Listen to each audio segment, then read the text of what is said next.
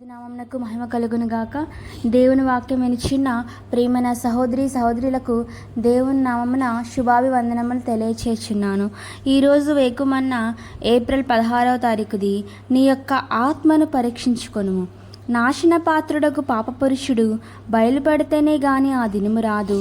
ఏది దేవుడు అనబడునో, ఏది పూజింపబడునో దానంతటినీ ఎదిరించుచు దానికంతటికీ పైగా వాడు తను తానే హెచ్చించుకొనుచు తాను దేవుడనని తను కనుపరుచుకొనుచు దేవుని ఆలయంలో కూర్చుండును.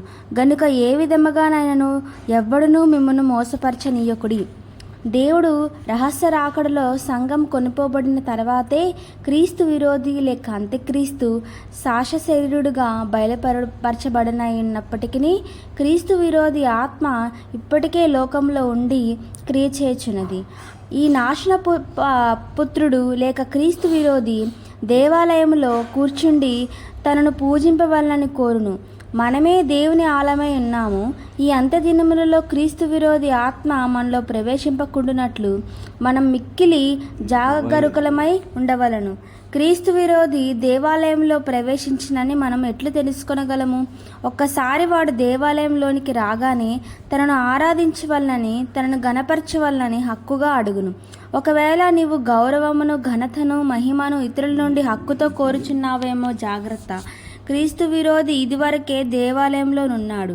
మనం వెంటనే పశ్చాత్తాపపడి దేవుని వైపు తిరగని ఎడల ఈ గర్వపు ఆత్మ మన క్రైస్తవ జీవితమును నాశనం చేయును.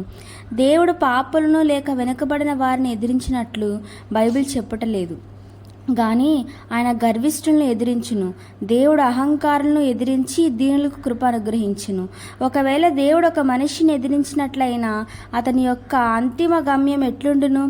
దేవుడు అహంకారులను ఎదిరించినని చెప్పిన తర్వాత అపవాదిని ఎదిరించినని చెప్పబడి ఉన్నది. అనగా అహంకారులు దెయ్యముల వంటి వారే అన్నట్లుగా ఉన్నది.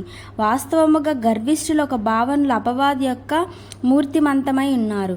ఈ క్రీస్తు విరోధి ఆత్మ అనేక ఆధునిక బోధకులలోను, గాయకులలోను, విశ్వాసమును బట్టి స్వస్థపరచు వారిలోనూ క్రియ చేయుచున్నట్లుగా చూచున్నాము. తమకు తగిన గౌరవ మర్యాదలు లభించలేదని దేవుని బిడ్డలు ద్వేషంతో నింపబడి సంఘమును విడిచి వెళ్ళటను మనం తరచుగా చూచున్నాము కదా. తద్వారా వారు తమలోని క్రీస్తు విరోధి ఆత్మకు మరింతగా తమను తామే అప్పగించుకొనుచున్నారు.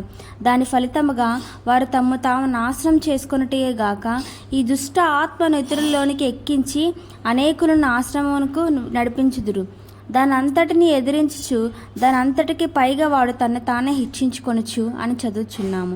అటువంటి క్రీస్తు విరోధి ఆత్మచేత పీడింపబడువారు తమను తాము హెచ్చించుకొనవలన ఉద్దేశంతో తరచుగా ప్రతిపక్షములు మరియు వాదనల యొక్క కేంద్రములో నుండుట ఆశ్చర్యమేమీ లేదు కదా.